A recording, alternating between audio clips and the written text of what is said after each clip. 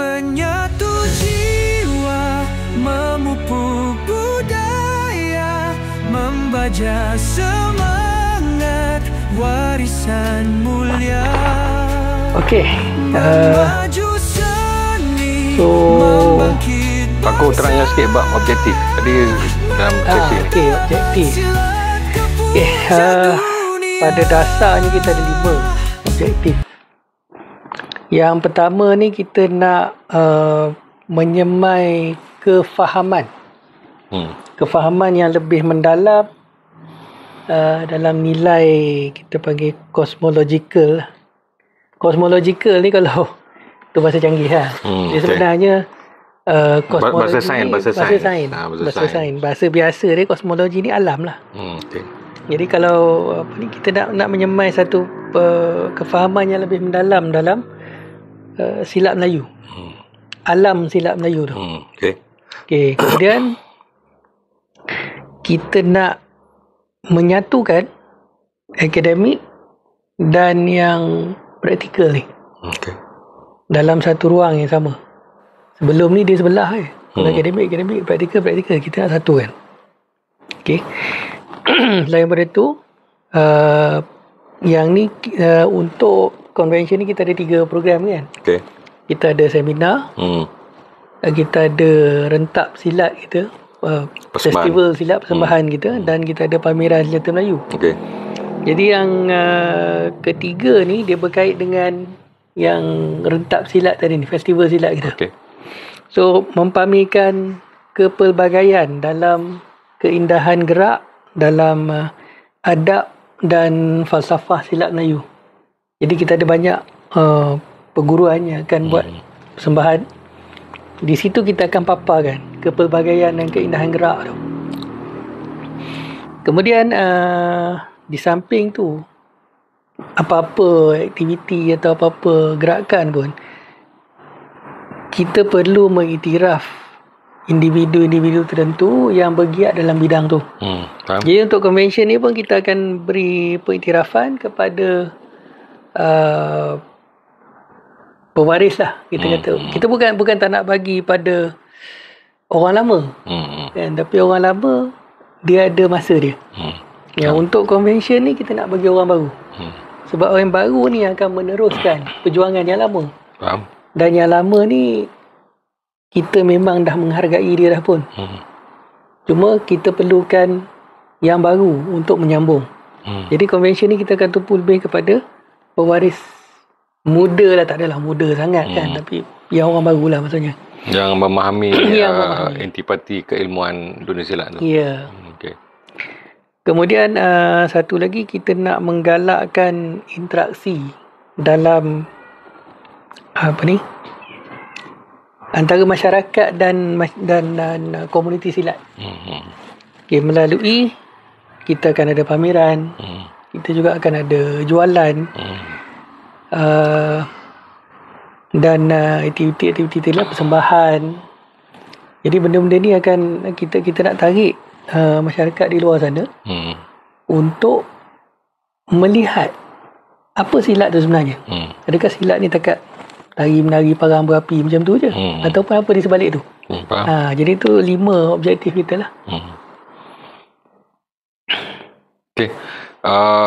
Kalau kita cakap bab objektif tu, apa yang saya nampak di sini, maksudnya setiap perguruan silat tu ada dia punya falsafah dia sendiri, hala tuju dia sendiri kan. Maksudnya kita tak menafikan ataupun kita masih membawa konsep penyatuan itu berdasarkan tanpa melihat aliran. Kan, tanpa melihat aliran. Maksudnya kalau kita buat dalam program ni, kita ada sesi yang dikatakan rentap silat tu. Sebab yang saya nampak dari segi program, sebenarnya bagi kita persembahan tu dah biasa kan.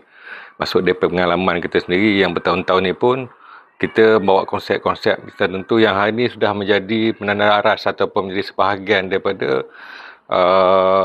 aktiviti ataupun satu bentuk kebiasaan. Contohnya bila kita memulakan perhimpunan yang lepas-lepas, lepas habis program semua perguruan akan turun menghantar pewakil guru-guru dalam satu gelanggang untuk bersilat bersama. Tanpa melihat kawan ni bersilat apa ni, dia tak ada lagi dah. Sebenarnya begitu, itulah sebahagian dia kejayaan dia, kan. Kalau dulu kita balik cerita yang perhimpunan ataupun Convention 1973 tu adalah usaha-usaha tu juga, cuma masih dia setiap perguruan mahu membawa permainan masing-masing, dan last sekali kemampuan untuk duduk bersama dalam satu gelanggang. Sebenarnya yang kita tengok hari ni, itu yang kita katakan kejayaan kita dalam konsep yang kita katakan menyatu tu. Maksudnya bukan lagi menyatu secara asas ataupun menyatu dari segi falsafah, tapi maksudnya dah boleh bersama-sama dalam satu gelanggang. Ya, betul. Dalam satu gelanggang, maksudnya kalau kita hari ni kita tengok majlis-majlis kita terutamanya lah, kan, akan datang semua perguruan sekali untuk membuat persembahan ke apalah. Cuma pada kali ini kita membuat konsep penyatuan kita kali ini. Kalau saya bincang dalam jawatankuasa kita untuk bawa ini ke depan, kita tak bercakap pasal penyatuan di Malaysia ataupun di Tanah Melayu ni. Kita bercakap penyatuan di satu Nusantara.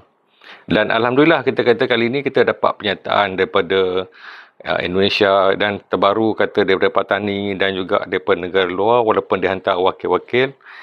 Kita harap akan datang kita ada satu perhimpunan yang besar yang melibatkan negara-negara luar yang membawa persilatan. Saya nampak itu.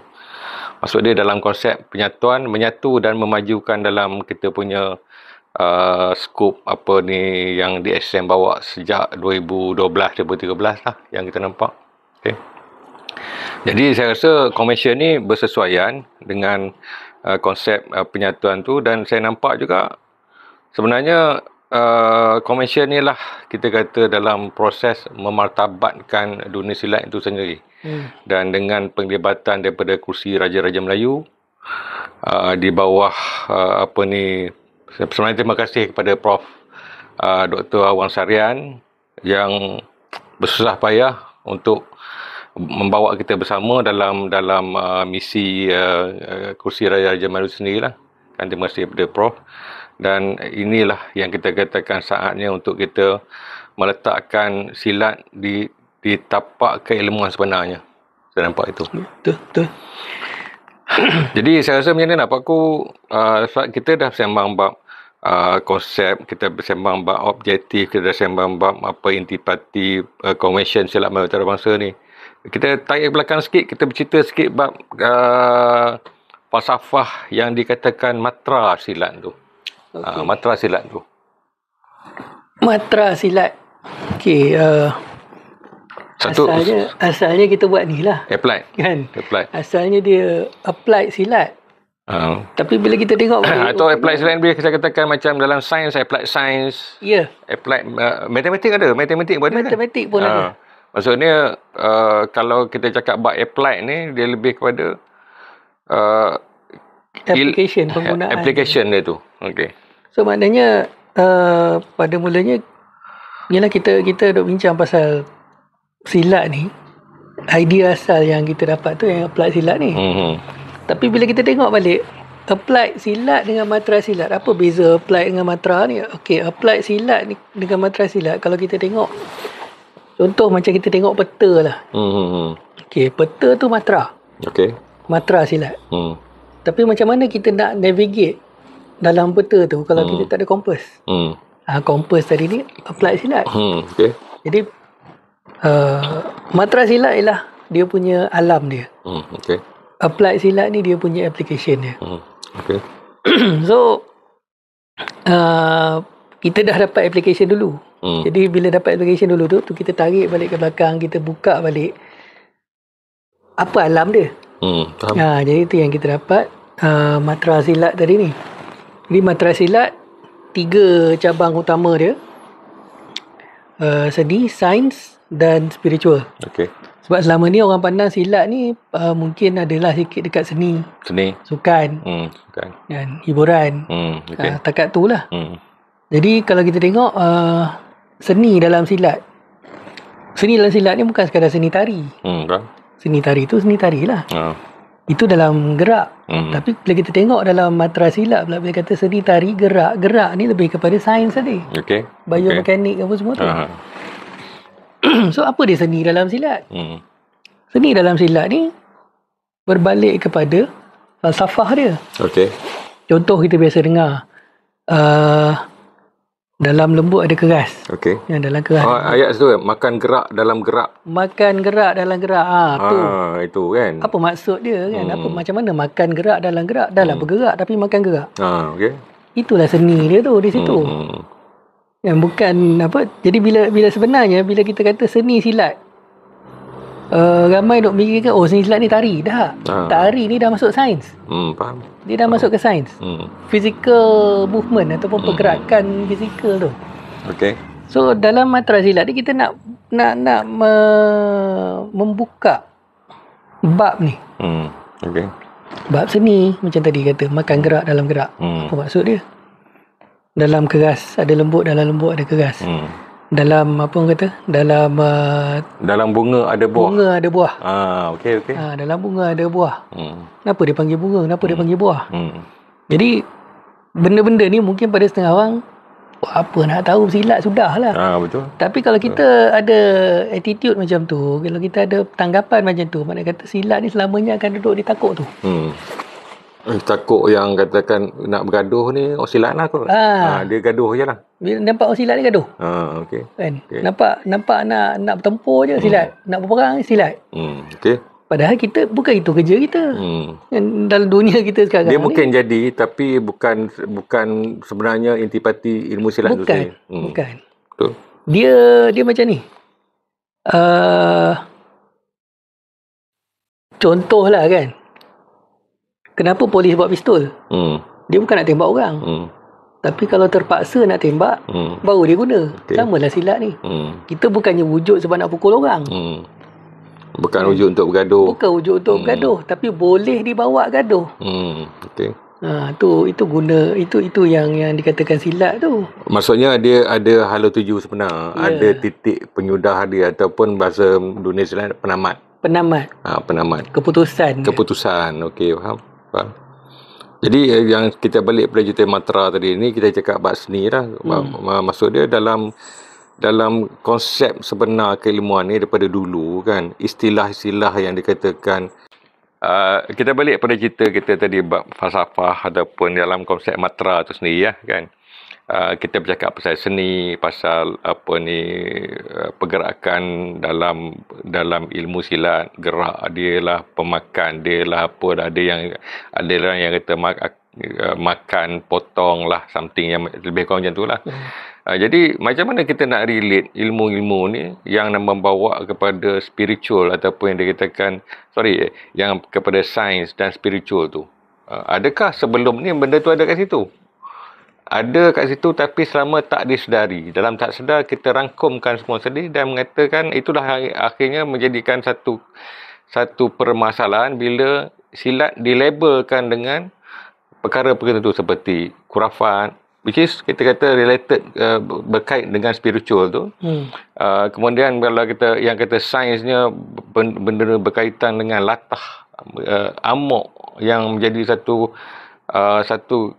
momokkan dalam ilmu silat tu. Jadi dalam konsep ni macam mana kita nak letakkan benda-benda ni di dalam matra silat tu yang dia katakan seni, sains dan spiritual. Itu satu soalan yang menarik lah. Apa sebenarnya matra ni? Jadi kita ambil contoh khurafat tadi kan. Khurafat ni biasa berkait dengan spiritual lah. Spiritual lah. Okey, tapi dalam matra ni kita nak menegaskan atau kita nak menunjukkan bahawa spiritual dalam silat tu bukan main jin. Bukannya jampi serapah yang... Walaupun ada main jin tu kan? Ada yang main jin? Itu sains. Okey. Dia masuk dalam sains. Okey, sebab konsep spiritual yang kita nak bawa ni ialah tauhid. Okey. Yang tu yang spiritual dia. Maksudnya kerohanian. Kalau yang pada bukan Islam, kerohanian lah. Kalau dalam Islam kita pakai tauhid. Itu. Yang main jin ni dia sebenarnya tu dalam sains, itu metafisik. Kita bawa ke ilmu metafisik. Lain. So itu kata tadi kita dah bercelaru. Seni masuk ke sains, sains masuk ke spiritual, spiritual masuk ke seni, dah berterabur semua. Sekarang ni kita nak selaraskan balik. Kita nak luruskan balik. Seni tu apa? Sains tu apa? Spiritual tu apa? Dan bila kita berbicara pasal spiritual ni, maknanya kerohanian ataupun tauhid. Ni yang nak orang kata nak jadikan orang ni. Nak membentuk manusia. Menjadikan orang silat. Menjadikan orang silat. Bukan haiwan silat. Betul. Orang silat. Dia kata orang ni mak kata ada akal lah. Jadi orang kata selama ni orang pandang silat, orang silat ni nak bergaduh. Ya. Orang silat ni nak bertikam, orang silat ni nak mengamuk. Bahasa dia lah. Kan? Ya, selama ni orang pandang okey pakai keris. Oh, ni nak bertikam orang lah. Sama juga macam saya cakap polis tadi tu, dia bawa pistol bukan dia tembak orang. Tapi macam itu pula kita kena faham pula beza pistol dengan keris. Jadi macam pada kita keris ni dia ada maknanya lah, bahasa mudah dia ada undang-undang yang mengawal dia. Ya. Jadi kalau undang mengawalnya, kalau siapa yang nampak dalam konsep memahami matra tu lah. Betul. Kan? Contoh macam balik pada keris tadi kan. Keris ni apa? Keris ni kalau kita ikut Cikgu Sidi punya pembentangan nanti, dia lambang kuasa. Lambang kuasa, lambang penyatuan. Maknanya dalam ilmu Melayu tu keris tu sendiri adalah perlambangan kepada kuasa bangsa tu. Kuasa, ataupun watan tu. Jadi orang Melayu dulu dia bangga dapat pakai keris tu sebab mengatakan ni aku. Maksudnya kalau kita ambil sejarah, bukan semua orang mampu berkeris. Dan tak semua mampu. Tak semua boleh. Faham. Sebab keris ni dia bila kata lambang kuasa, takkan petani pun nak pakai keris. Kuasa apa yang maknanya dia, kan? Kuasa tu tak boleh disalahgunakan lah. Kan? Jadi siapa yang berkeris tu dia memang maknanya dia bertanggungjawab. Itu yang fahaman asal dia. Tapi bila datang pihak penjajah ni, dia dah twist benda tu. Dia mungkin pengalaman buruk dia orang berkaitan dengan senjata Melayu ni. Mungkin bukan senjata Melayu pun, tapi senjata secara umum dalam masyarakat dia. Di tempat dia mungkin. Kan? Di tempat dia kalau orang buat senjata ni nak bergaduh. Jadi bila dia datang ke alam Melayu, dia membawa konsep yang sama dan dia persepsi yang sama dan dia pula dah kata brainwash orang Melayu ni bawa benda yang sama. Sampailah sekarang bila orang Melayu tengok bawa keris pakai badik, ni nak bergaduh, nak tikam orang. Tak. Nanti kita kena luruskan balik. Jadi dalam sistem perundangan kita hari ini pun benda-benda itu diletakkan sebagai momokkan tertentu yang menyebabkan ada akta-akta tertentu yang sebenarnya saya tak langsung cuba menganggap kalau kata senjata Melayu ni sebagai satu benda yang di luar kebiasaan, di luar normaliti orang Melayu. Okay, faham? Dia macam satu benda pelik lah. Kalau orang bawa senjata ni benda pelik. Yelah, kalau kita ambil sejarah orang kita dulu, kalau kita jangan cerita keris lah. Keris ni orang kata dah label pendekar, panglima, segala benda ni kan. Kita ambil orang Melayu berparang kan. Orang Melayu ni keluar rumah pun, dia nak keluar rumah ada kan selit satu parang kat belakang tepi dah. Betul. Kan nak ke kedai ke, nak ke sawah ke, nak ke kebun pun. Tok Wan kita tu dia selit kat galang basikal tu. Dia bawa kan. Benda-benda tu bukan benda yang pelik lah. Bukan benda pelik. Dan dia bawa tu bukan nak takik orang pun. Itu alat dia. Sebahagian daripada kehidupan dia. Sebahagian daripada matra dia. Matra dia, betul. Jadi bila datangnya kuasa-kuasa luar ni, dia dah mengubah persepsi orang Melayu ni terhadap tu kata kosmologi tadi tu, kosmologi orang Melayu tu sendiri. Faham. So sebab tu untuk convention ni kita nak menyemai kefahaman yang lebih mendalam pasal kosmologi tadi tu. Kita nak bawa balik orang Melayu ni kepada yang asal. Budaya asalnya. Contoh macam pemakaian busana kan. Saya rasa benda ni mula 2015. Lebih kurang macam tu. Lebih kurang awal kot saya rasa kalau ikutkan daripada gerakan-gerakan berbusana ni 2012. Lebih kurang tu. Sebelum tu tahun 90-an kalau pakai busana, walaupun hari raya sekalipun, orang dah pandang pelik. Pelik betul. Pelik kan? Betul. Saya cakap dari pengalaman tu sendirilah. kita datang daripada timeline tu, daripada period-period tu kan. Kita ambil istilah busana tu tidak ada. Tidak ada dalam kitanya vocab kita, dalam pembenaran kata kita. Bertanjak, bertongkolok tu adalah pakaian-pakaian rasmi tertentu di majlis tertentu. Kan hari ni kita pengantin. Kan pakaian pengantin raja sehari. Tu pun mak andam buat kan. Tapi kalau dalam majlis tertentu, majlis rasmi, kalau kita kata adakah dalam majlis istana, kita ambil istana paling tinggi lah, saya rasa raja-raja yang pakai busana ni kan. Kan kalau pembesar-pembesar dia masih dengan songkok dan berbaju Melayu. Songkok baju Melayu, dan kadang-kadang ada masanya dia pakai tanjak lah. Tapi masih dengan baju Melayu. Ikut kedudukan dia lah. Ikut kedudukan. Kan. Masih dengan baju Melayu, bukan. Jadi masa evolusi dah berlaku, kita balik pada tahun-tahun yang katakan awal 2011, 2012 tu, masa tu kebangkitan tu berlaku, dan sebenarnya kita kata benda ni yang positif lah. Kan? Maknanya kalau kita ambil konsep Matra tu yang mengatakan berkaitan dengan sains ataupun evolusi berkaitan dengan pemakaian senjata Melayu tu ada dalam tu. Itulah. Itu macam berbalik pada busana tadi kan. Mungkin satu masa akan datang ni, kita pun tak tahu. Bila semua orang dah faham Matra silat ni, mungkin satu hari di pejabat kerajaan pun dah tak pakai kot, pakai tie dah. Sebab ada negara-negara yang di luar sana yang masih mengekalkan pakaian tradisi dia. Macam Jepun. Maksud dalam apa ni, program-program ataupun dalam pentadbiran, pakaian tu adalah sebahagian daripada ritual dia. Okay. Jadi macam Jepun, dia memang kekalkan. Contoh kita ambil macam apa ni, Papua New Guinea. Okay. Pegawai tentera dia pakai skirt. Maksud dia punya pakaian rasmi dia. Okay. Pakai skirt. Okay. Skirt, dia pakai skirt atau bentuk macam Scottish. Macam Scottish. Okay. Scottish pun sama. Kan? Apa ni, King Charles pakai kilt. Jadi maknanya dia orang boleh pakai baju dia orang, kita tak boleh pakai. Itu salah satu yang kita nak buka balik fikiran orang Melayu ni. Pakai baju busana Melayu ni bukannya lekeh. Dia satu yang sepatutnya dibanggakan dan sepatutnya diketengahkan. Yalah, betul. Macam saya sendirilah pengalaman kan sebagai penggiat busana. Bila kita pakai, tak adalah full macam ni kan, tapi yang biasa sekalipun macam cikgu pakai, orang akan tanya, Silat apa? Ada persembahan ke? Betul. Padahal kita pakai atau tu pergi ada kenduri kahwin. Ada kenduri kahwin ke? Padahal tu pakai harian kita. Jadi jawapan saya kata saya orang Melayu. Saya pakai baju Melayu. Oh, ya ke? Jadi kita nak normalisasikan balik benda tu supaya orang tak pelik tengok ni baju Melayu ni kan. Betul. Dan secara tak langsung tu identiti. Balik pada yang Ustaz Amin cakap pasal jati diri tu, salah satunya busana.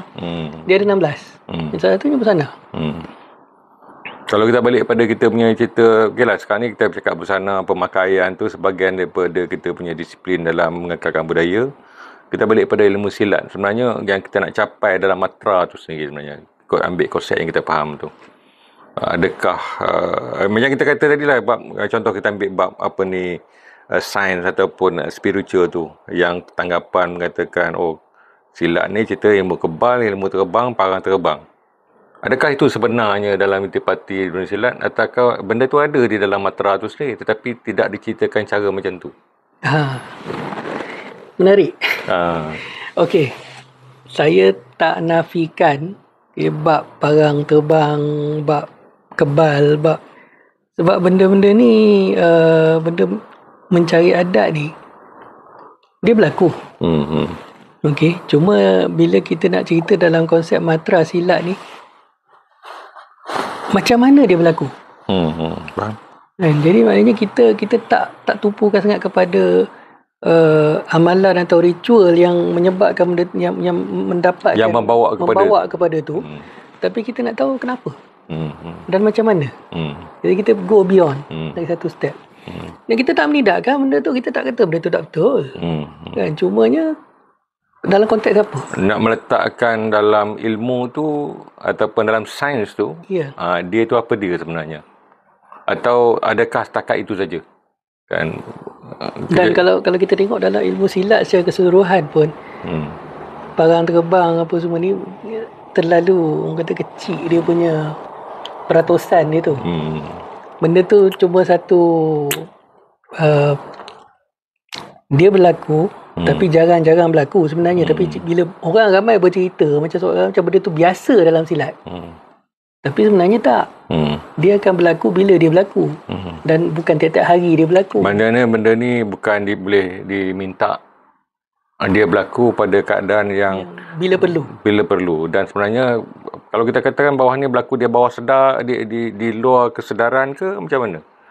Boleh dalam keadaan lebih terkawal.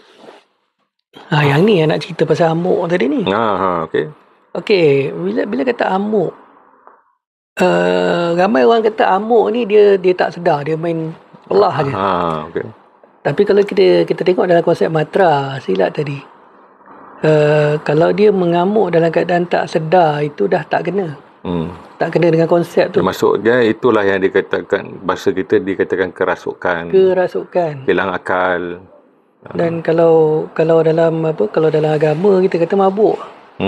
Tak sedar. Dia tak tahu dia buat apa. Amuk bukan macam tu. Amuk ni, orang yang mengamuk ni dia amat jelas, dia faham, dia tahu dia apa dia buat. Cumanya bila dia mengamuk tu, manusia biasa ni pada keadaan biasa ni susah nak menghentikan dia. Faham.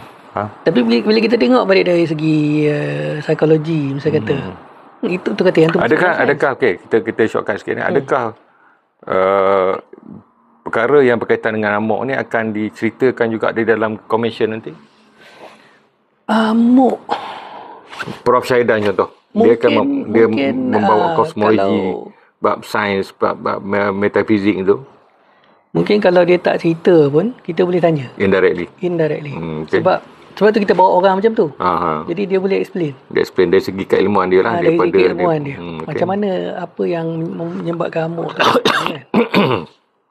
Maksudnya kita katakan dalam hal ni komisionis ni akan mencerita ataupun akan membentangkan perkara-perkara yang berkaitan dengan keilmuan Melayu dan dunia silat tu aras tertinggi.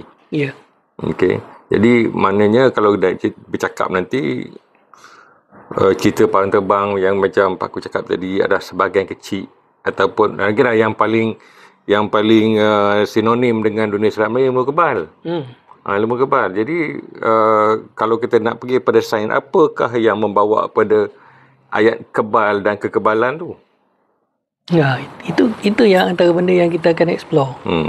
Tapi bukan kita macam mana nak kebal lah kot. Kita tak cerita lah, okey baca ayat ni, buat macam ni jadi kebal. Tak, yang tu kita... Itu pun kita rasa itu pun masalah juga bila persepsi tertentu, kalau kita akan setengah golongan mengamalkan satu-satu ayat, tak maksud sebut ayat apa, jadi isu pula kan. Jadi sebenarnya dalam spiritual, dalam kerohanian ilmu Melayu atau tauhid dalam Melayu ni, benda tu wujud dalam sedar ke ataupun sebahagian daripada proses yang dikata memahami ilmu silat tu?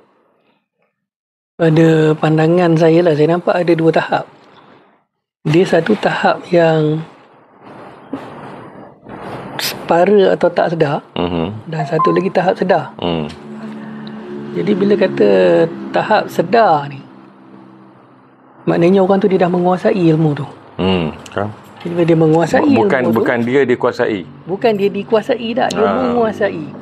Yang ni kalau istilah orang kata orang biasa ni, contohlah, saya tak kata semua yang ada tu pada tahap tu.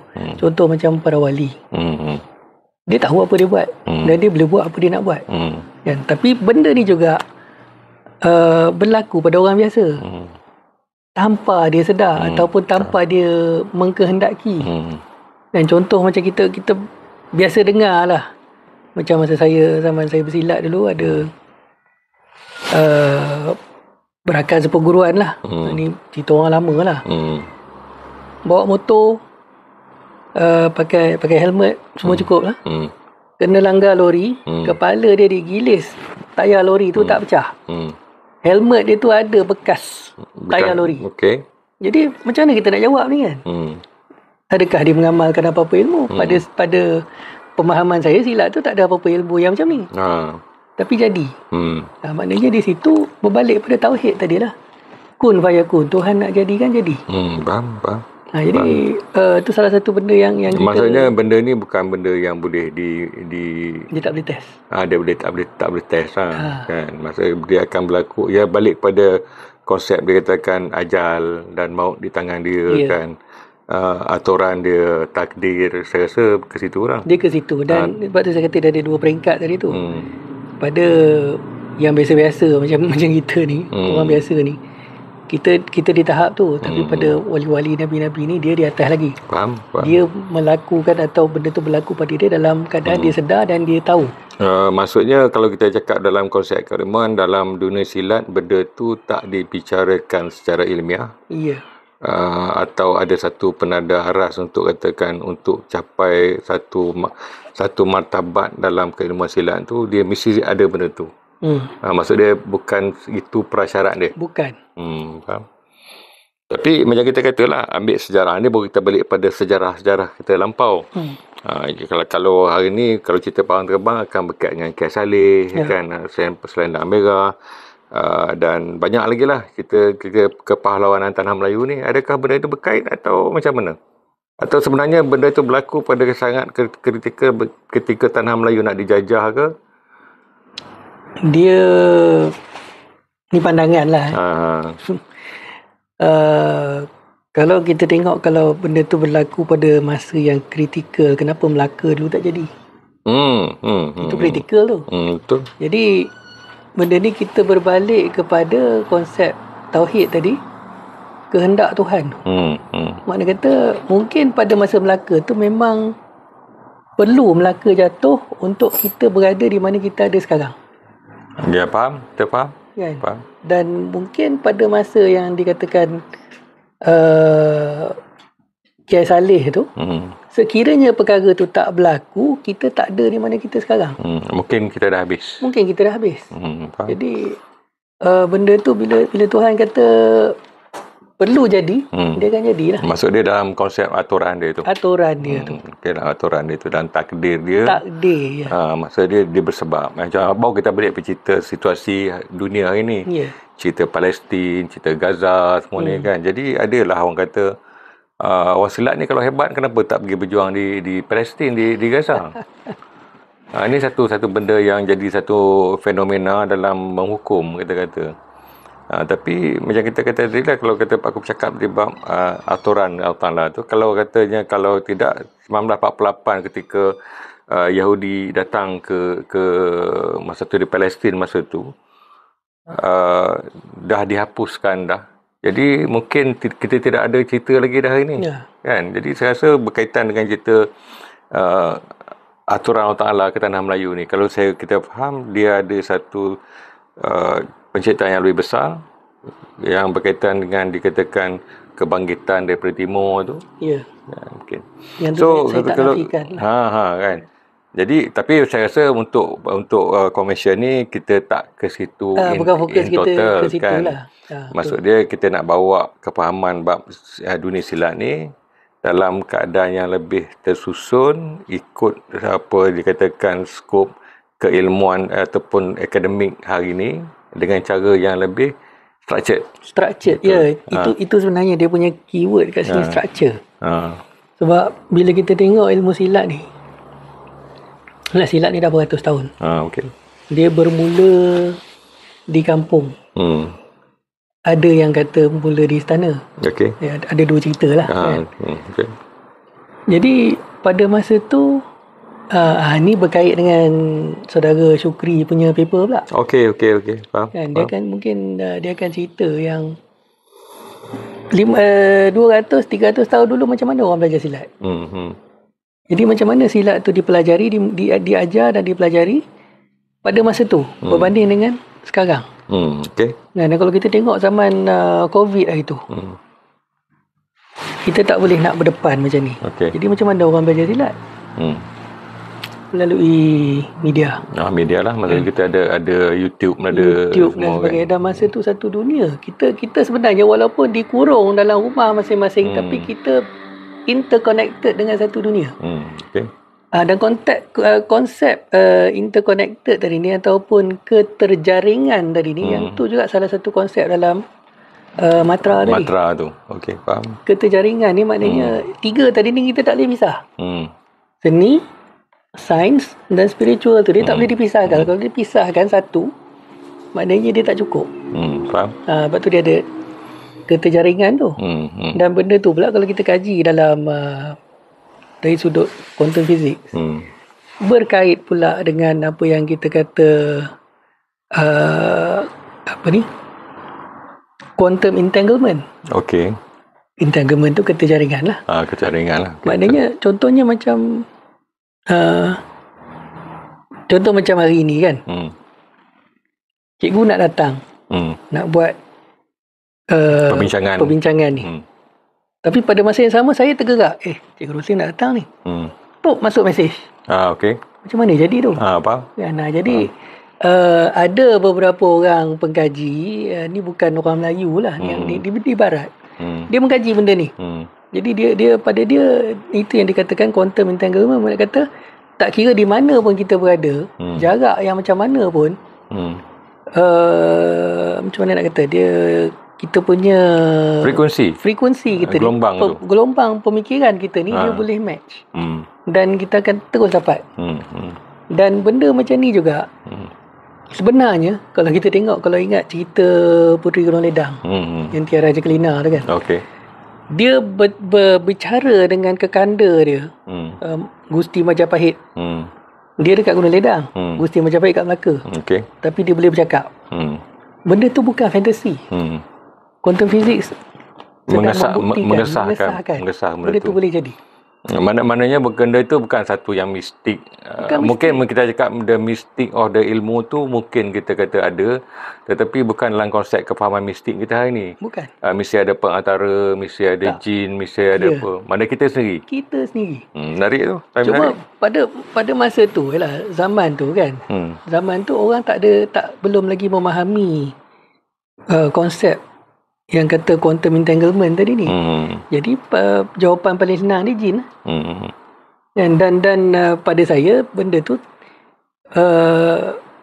tak jadi masalah pun, sebab kalau misalnya kata melibatkan jin, ada pihak yang mengatakan jin ni gelombang. Gelombang tu frekuensi. Maksud dia pun menumpang gelombang. Dia menumpang gelombang tu, dia membawa mesej tu. Okey, benda kita bercakap latar belakang Pak Kunaras ni sebagai orang marine biologist kan, marine biologist. Dalam keilmuan biologis ni kan, atau yang bidang yang kepakaran Pak Kun ni sebenarnya ada berkait dengan benda-benda berkaitan dengan yang kita bersembang matra tu. Macam mana? Dia sebenarnya semua berkait. Okey. Masa saya buat degree dulu, marine biology tu, saya mengkaji batu karang, coral. Okey. Yang menariknya coral ni, dia bukan tumbuhan tu, dia haiwan. Okey, betul. Ramai yang ingat dia tumbuhan. Dia haiwan. Macam kita kata kalau hidupan laut dia adalah sebahagian daripada hidupan laut. Dia ni macam obo-obo. Okey. Macam mana dia communicate? Macam mana dia berkomunikasi? Mata tak ada, telinga tak ada. Yalah, betul. Mata dia kat mana kan? Dia makan apa kalau nak hidup? Otak pun tak ada. Macam mana? Tapi dia hidup. Dia bukan seekor. Kalau satu ketul coral tu, kan dia ada banyak lubang-lubang tu kan. Setiap satu lubang tu seekor. Macam tu jadi satu ketul tu ialah satu koloni. Okey, macam apa ni, anai-anai. Macam anai-anai. Dia create the koloni tu. Okey, menarik. Anai semut ni dia boleh bergerak, dia tak duduk situ. Tapi macam mana dia communicate? Macam mana dia membiak? Macam mana dia makan? Macam mana dia tahu bila masa dia nak makan? Okey. Jadi bila kita fikir balik, memang benda ni tak masuk akal. Sebab kita tengok dalam keadaan sebenar, batu karang tadi, dia bukan satu benda yang bergerak, dia duduk kat situ saja. Kan dia boleh bina. Maknanya sebenarnya batu karang tu kita kata koloni dia lah. Di dalam itu ada kehidupan lain atau dia bukan dalam, dia luar. Di luar. Yang putih tu, batu tu, memang batu. Okey. Itu dia punya rangka. Sarang dia atau rangka dia. Okay. Dia duduk di luar je sebenarnya. Dia lapisan yang berlendir kat luar tu, itulah dia. Itulah yang kita batu karangnya. Itulah haiwannya tu. Haiwannya, okey. Dan makhluk tu dia mengeluarkan kalsium yang membentuk rangka tadi ni. Yang keras yang kita tengok. Dalam ekologi, sistem ekologi, dia ni apa dia sebenarnya yang batu karang? Apa peranan dia? Dia okey, dari segi peranan dia satu dia ni nak kata dia ni haiwan tapi dia berfotosintesis. Okey. Maknanya dia salah satu pembekal oksigen juga. Okey. Dan bila dia berfotosintesis tadi ni, itu satu bahagian daripada sistem pemakanan dia lah. Satu lagi dia tetapnya makan plankton. Jadi bila harus bawa plankton kepada dia, dia makan. Okey. Itu satu. Jadi fungsi dia dekat sini, bila fotosintesis tadi, maknanya dia membekal oksigen. Okey. Dia juga to a limited degree sebagai penapis. Stabilizer. Okey. Koloni dia tu yang besar-besar tu jadi tempat kepada makhluk lain berlindung. Okey. Bertelur. Okey. Maknanya dalam ekologi batu karang ni adalah ini kita out of topic sikit, which is saya rasa benda tu berkaitan ni. Kan sebab kita akan pergi ke arah tu juga sebenarnya kan. Maknanya dia adalah kita kata penimbal ataupun ataupun dia macam macam mana kita kata, dia satu kota. Okey. Fortress. Okey. Jadi yang makhluk-makhluk lain ni duk keluar masuk apa semua ni berlindung dalam dia. Jadi fungsi dia di situ sebagai pelindung. Okay. Di samping tu dia tapis dia menggunakan cahaya dan dia keluarkan oksigen. Untuk di dalam laut lah. Dalam laut. Okey. Apa soalan tu kita balik pada konsep kita tadi dalam keilmuan tu juga, bila Allah menjadikan sesuatu makhluknya bersebab. Macam kita kata hari ni salah faham pada dunia silat ni kan. Contoh kaitan silat dengan ritual-ritual yang last kali kita dibagi persepsi orang silat ni main jin lah semua ni. Adakah hala tujunya ke arah itu ataupun sebenarnya nak menceritakan makhluk yang dijadikan Allah Ta'ala ni adalah sebahagian daripada yang dikatakan yang balancing kepada satu ekosistem lah. Ekosistem saling memerlukan. Jadi bila saya mengkaji coral ni, batu karang ni dulu, yang tu yang kita nampak dalam satu dalam laut tu lah, kan, dekat tempat yang ada batu karang tu, dia bukan dia saja di situ. Kita ada ikan kat situ, ada udang kat situ, penyu pun ada. Jadi semua ni saling berkait. Okey, kita pergi satu soalan lagi yang lebih mistik lah. Mistik kot kita katakan. Sejarah yang masuk ke laut, yang turun ke laut tu. Raja Raja Suran. Adakah benda tu satu mitos ataupun masih berterima dalam keilmuan? Atau boleh tak kita ada Aquaman ke apa cerita? Saya baru nak sebut Aquaman. Nampak tak? Kita punya the connection tu kan. Macam mana boleh jadi macam tu kan? Okey, kalau nak kata cerita Raja Suran ni, dia banyak pendapat lah. Okey. Dan tapi sebagai ahli biologi, pada saya manusia nak duduk dalam air tu memang tak boleh lah. Okey. Tapi adakah dia kalau tak boleh, kenapa cerita tu ada? Contoh macam cerita Aquaman tu kan, dia cerita daripada Atlantis. Kenapa cerita Atlantis tu ada? Jadi itu merupakan satu tanda tanya juga lah. Kalau nak kata tak boleh, kenapa cerita dia ada? Adakah cerita tu sekadar orang kata bayangan? Okey, faham. Kan, mitos ni maknanya dia nak cerita benda lain tapi dia cerita benda lain. Okey, faham. Adakah macam tu? Tapi kalau kita tengok contoh bajau laut. Okey. Orang bajau laut boleh menyelam lama tak pakai oksigen pun. Betul. Tak pakai katanya sampai kalau betul sejam ke lebih ke dalam. Dengar kata macam tu. Kita 5 minit pun tak sampai. Dia tak masuk akal kan? Tak masuk akal. Okey. Kan? Jadi kita 5 minit pun tak sampai. Okey, faham. Jadi maknanya dan satu lagi dia katakan Raja Suran ni dia macam seolah-olah macam dia duduk dalam satu bubble. Okey. Yeah. Okey, kalau duduk dalam bubble, alat penyelam yang paling awal ialah bell tu, diving bell tu. Macam duduk dalam bubble juga. Hari ni submarine lah. Submarine lah hari ni. Submarine lah. Jadi makna kata adakah sebenarnya zaman tu submarine tu dah ada? Cumanya kalau Haji Suran dia Tok Sri Lanang cerita kan. Tok Sri Lanang betul. Kalau dia kata Arakan pada hari itu timbullah sebuah kapal selam, takkan orang kata dia gila. Dan dia sendiri pun tak tahu kapal selam tu apa. Dia keluar mungkin dalam istilah lain. Dia keluar istilah lain lah. Okey. Pada saya, sefahaman saya macam tu. Saya bertanya soalan tu kenapa saya nampakkan lebih pada konsep yang kita kata dalam sains dunia, dalam matra tu. Sebab kalau kita tarik balik dalam konsep keilmuan Melayu tu yang dikatakan 7 petala langit, 7 petala bumi tu, adakah benda itu dia ada-adakan atau sebenarnya memang benda itu pernah berlaku? Dia kalau ikut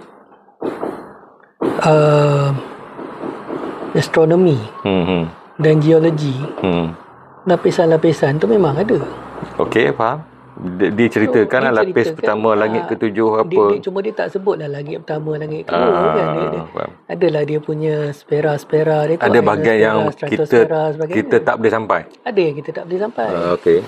Jadi kalau ni kita masuk contoh macam Isra Mi'raj kan. Okey. Macam mana Nabi boleh sampai?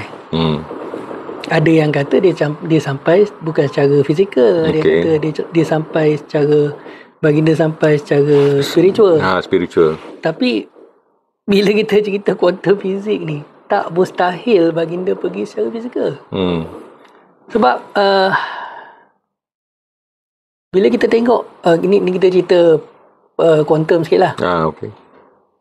Manusia ataupun apa-apa benda hidup sekalipun, makhluk apa sekalipun, dia terdiri daripada tenaga. Betul. At the base level is tenaga. Jadi bila tenaga ni, tenaga apa sifat dia? Dia tak diciptakan, tak dimusnahkan, dia berubah bentuk. Okey, betul. Yang berubah bentuk tadi ni. Jadi adakah itu yang terjadi? Makna kata jasad Rasulullah tu daripada jasad macam kita ni berubah bentuk pada satu bentuk yang membolehkan beliau baginda travel sampai ke sana. Okay. Dan itu dari segi physical transformation tu. Kemudian kita ada konsep yang dikatakan macam teleportation. Teleportation ni sekarang ni dah boleh buat, tapi dia tak boleh lah satu buku ni di sini dia hantar ke sana. Sekarang ni dia hantar quark ataupun subatomic particle. Dia boleh hantar dah. Contohnya tekan WhatsApp, masuk dalam tu dia hantar PDF file. Itu contoh macam tu. Okey, kita ada WhatsApp kita tu, PDF file kita boleh hantar pada orang lain yang duduk halfway around the world. Dia boleh dapat dan dia boleh print out. Okey, sebelum kita terlajak lagi jauh, sebenarnya soalan saya yang cakap benda ni bukan apa nak merangkumkan benda ni yang kita katakan tadi, ilmu kebal ke parang terbang adalah sebahagian kecil dia kecil je keilmuan tu daripada yang kita kata dalam sains tu sendirilah. Jadi benda hari ni benda tu diheboh ataupun dimomok-momokkan. Last sekali orang kata orang silat ni menuntut ilmu khurafat, kolot bid'ah kan, purba kan. Sebab dalam sains, kalau kita nak melihat dari segi sains, penceritaan ataupun keputusan dalam bidang sains itu dah melampaui daripada apa yang dalam dunia silat ataupun dalam keilmuan ilmu Melayu tu. Betul kan? Jadi sebenarnya bila kita balik cerita convention kita ni akan meletakkan keilmuan silat tu di aras keilmuan yang lebih tinggi lah. Lebih tinggi kan, daripada yang lebih tinggi dan berautoriti yang akan mengesahkan sebahagian dari cabang ilmu silat itu kat situ. Dia macam ni lah kalau kita tengok di Jepun ada karate, di China kita ada wushu atau kung fu, di Korea ada taekwondo. sejauh mana kajian telah dibuat terhadap ilmu-ilmu ni. Berbanding dengan silat. Jadi kalau dia orang ni boleh kaji sampai ke situ, lebih jauh daripada apa yang kita ada sekarang. Dia cerita dia benda sama je. Dua tangan dua kaki akal yang waras. Dia orang pun dua tangan dua kaki akal yang waras. Tapi kenapa dia kaji lebih, kita duk tani juga. Jadi convention ni tu kita nak buka pintu tu. Nak cerita, wahai pesilat-pesilat sekalian, ilmu yang kita belajar dia bukan takat ni tapi boleh sampai sana. Betul. Setuju tu. Tu yang kita nak cerita tu. Maksudnya kita nak mengesahkan. Bukan kita mengesahkan. Pakar-pakar yang dia jemput tadi, dia akan mengesahkan dari dia punya skop keilmuan dia. Kan, mana benda tu betul kata. Sebab kalau kita yang mengesahkan, orang kata syok tinggi pula. Betul. Dan kita bukan pakar bidang tu. Bukan pakar bidang tu. Dia akan menceritakan dari kepakaran dia. Maknanya Prof. Syahidan ke nanti. Siapa lagi tu, Ustaz Amin akan menterjemahkan keilmuan tu dalam keadaan sebenar. Dia berbalik kepada cerita batu karang tadi lah. Batu karang tu tak buat apa, duduk situ je. Tapi dia ada fungsi dia. Dia ada fungsi. Mana tak boleh dikacau tu. Kalau orang kata yang pencipta alam dan sekitar ni, dia memastikan. Sebab tu dia pastikan batu karang tu tak diganggu. Sebab kalau dia tu asas. Bila dia diganggu, habis satu ekosistem jahanam. Menarik tu sebenarnya. Ini sama juga dalam silat ni. Bukannya kita ni sebagai pengamal persilatan, kita lah nak jadi tok guru, kita lah nak jadi tok imam, kita lah nak jadi tok bomo. Semua kita lah nak jadi tukang. Menarik sebenarnya. Bukan kita. Sebab tu Allah jadikan masing-masing dengan kelebihan masing-masing. Peranan masing-masing, tanggungjawab masing-masing. Baru kita boleh bersatu. Tu konsep kesatuan tadi tu, penyatuan tu. Dia yang berlaku, yang kita penyatuan bukan sekadar zahir. Zahir dan batin. Kan? Ataupun sama kita sebut zahir dan batin, dia pergi jauh lagi tu. Dia pergi jauh lagi tu. Yang kerohanian pula. Kerohanian. Kan? Tak apalah benda tu kita biar pakar-pakar dia lah yang kita biar pakar dia. Kan? Buka sekurang-kurangnya kita perbincangan kita hari ni lebih pada untuk membuka pandangan. Maksud dia nanti pada 9 bulan 11 kan, siapa yang berminat pengamal silat, perguruan silat atau sesiapa yang berminat berkaitan ilmu silat, datang kepada ke Jabatan Muzium Negara Malaysia kan, untuk bersama-sama kita meraihkan keilmuan Melayu tu dan melihat tahap ilmu yang ada di dalam masyarakat Melayu ataupun dalam dunia keilmuan Melayu tu. Terima kasih. Menarik ya? It's very